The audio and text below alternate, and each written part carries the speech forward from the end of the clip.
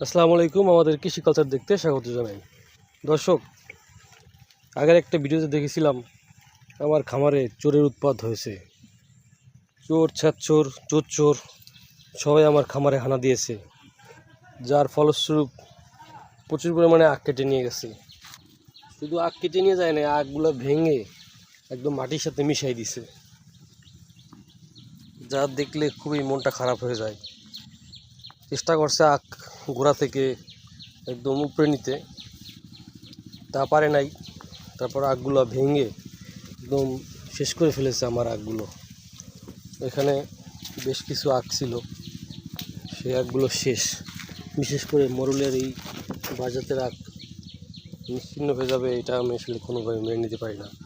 গতবার এখানে বিশাল একটা সাইজের আখ রেখে গেছিলাম, যে আখটা একদম সরে নিয়ে খেয়ে ফেলেছে।